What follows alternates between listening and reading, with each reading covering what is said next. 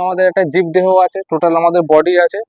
তো বডিটা কি নিয়ে তৈরি? আমাদের চোখ আছে, মাথার চুল আছে, হাতের নখ আছে, হৃৎপিণ্ড আছে, বিভিন্ন হরমোন যে গ্ল্যান্ড সেগুলো আছে, রক্ত আছে, সমস্ত কিছুকে বলা হয় অঙ্গতন্ত্র।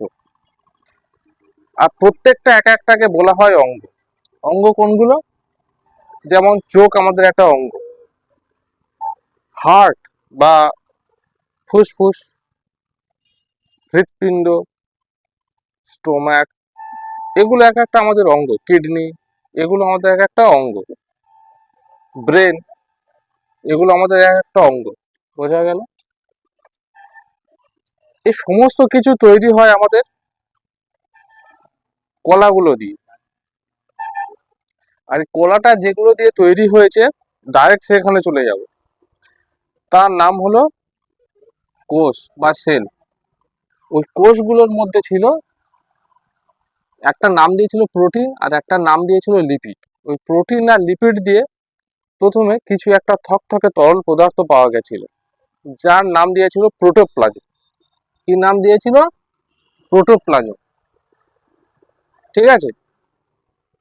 এই প্রোটোপ্লাজম গুলোর মধ্যে তাহলে কি কি পাওয়া গেল? প্রোটিন আর লিপিড। এটা প্রথম স্তরের ঘটনা। নেক্সট আরেকটু যখন মডিফাই হলো, আরেকটু যখন অণুবীক্ষণ যত আরো মডিফাই হলো, আরো সূক্ষ্মভাবে দেখতে পেলো, তখন দেখা গেল ওর ভেতরে, মানে প্রোটোপ্লাজমের ভেতরে দুটো অংশ থাকে। কি কি থাকে? একটা দেখলো যে কিছু ছক এরকম দানাদার অংশ আছে, আর একটা জায়গায় ওরকম কিছু ওয়েট কিছু পদার্থ আছে, মানে ভারী একটা জটিল হয়ে কিছু একটা পদার্থ আছে। তো প্রথমে যে দানাদার অংশ থকথকে পদার্থটার নাম দিয়েছিল সাইটোপ্লাজম, আর যে জায়গায় পেঁচানো ভারী অংশটার নাম দিয়েছিল নিউক্লিয়াস। তখন এই সুন্দরভাবে ডেফিনেশনটা একটু ক্লিয়ার হয়, তখন এটাকে কোষ বলে দিয়েছিল। এবার এই সাইটোপ্লাজম আর নিউক্লিয়াসের ভিত্তিতে কোষকে আবার দেখলো যে কোষ আর নিউক্লিয়াসটা আবার বিভিন্ন ধরনের পাওয়া যাচ্ছে। সাইটোপ্লাজম আর নিউক্লিয়াসের সাপেক্ষে এটাকে আবার কয়েকটি ভাগে ভাগ করেছিল। কি কি? একটা ছিল প্রোক্যারিওটিক কোষ বা আদি কোষ, একটা ছিল মেসোক্যারিওটিক কোষ বা মধ্যস্তরের কোষ, আর একটা ছিল ইউক্যারিওটিক কোষ বা উন্নত কোষ। এই কোষগুলো কার উপর ডিপেন্ড করে? না, নিউক্লিয়াসের স্ট্রাকচারের উপর ডিপেন্ড করে তৈরি করা হয়েছিল। তো শ্রেণী মাথায় রাখবি যে অনুন্নত সমস্ত কোষগুলো হচ্ছে প্রোক্যারিওটিক কোষ। অনুন্নত কোষগুলো কোনগুলো? যেমন হচ্ছে কি ওই বললাম, এককোষী অ্যামিবা বা ব্যাকটেরিয়ার কোষ। ঠিক আছে? আচ্ছা, নেক্সট হচ্ছে মেসোক্যারিওটিক কোষ। মেসোক্যারিওটিক কোষটা নিউক্লিয়াসটা একটু উন্নত, মানে সাইটোপ্লাজম থেকে নিউক্লিয়াস এরা পরস্পর একটু উন্নত ধরনের। আর সব থেকে ইউক্যারিওটিক কোষ হচ্ছে পুরো উন্নত প্রজাতির কোষ, মানুষের কোষ আমাদের ইউক্যারিওটিক কোষ। বোঝা গেল? সব থেকে বেশি ইম্পর্টেন্ট হচ্ছে ইউক্যারিওটিক কোষ, এবং ইউক্যারিওটিক কোষ সব থেকে জটিল কোষ এবং উন্নত কোষ। আচ্ছা, এবার এই পর্যন্ত ক্লিয়ার হলো। তাহলে কোষের মধ্যে দুটো অংশ পাওয়া গেল, একটা সাইটোপ্লাজম, একটা নিউক্লিয়াস। ঠিক আছে?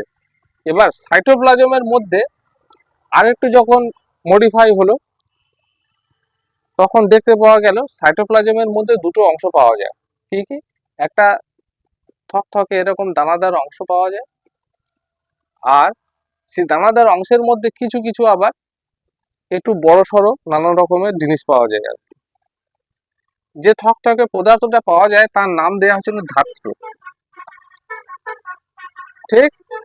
আর যে দানাদার অংশগুলো পাওয়া গিয়েছিল সেগুলোকে বলা হয় অঙ্গাণু। অঙ্গাণুগুলো কি কি? অঙ্গাণুগুলো হলো centrosome, ribosome, lysosome, vacuole, Golgi body আর মাইটোকন্ড্রিয়া। ক্লিয়ার?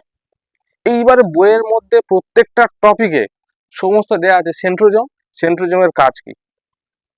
ঠিক। রাইবোজোম কি? রাইবোজোম কোথায় থাকে? রাইবোজোমের কাজ কি? লাইসোজোম কোথায় থাকে? লাইসোজোমের কাজ কি? সেল ডিভিশনে এদের ভূমিকা কি? গলগি বডি কি? গলগি বডির কাজ। মাইটোকন্ড্রিয়া কোথায় থাকে? মাইটোকন্ড্রিয়া অবস্থান, মাইটোকন্ড্রিয়ার কাজ। ক্লিয়ার হলো? আচ্ছা, নেক্সট আরেকটা যে অংশটা হচ্ছে সেটা হলো নিউক্লিয়াস। নিউক্লিয়াসের এবার ভেতরে অংশগুলো বলি। নিউক্লিয়াস এবার তৈরি হচ্ছে কয়েকটা বিশেষ কিছু অংশগুলো থাকে, সেগুলো হলো নিউক্লিয় পর্দা, নিউক্লিওপ্লাজম, নিউক্লিওলাস আর নিউক্লিওজালিকা। ঠিক আছে, এবারে নিউক্লিয়াস আর সাইটোপ্লাজম মিলে আস্তে আস্তে এবার তৈরি হবে কোষ বিভাজন, একটা কোষ থেকে অন্য কোষ। আগে এই বেসিকটা আমরা ক্লিয়ার করব, তারপরে চলে যাব সেল ডিভিশন বা কোষ বিভাজন চক্রে।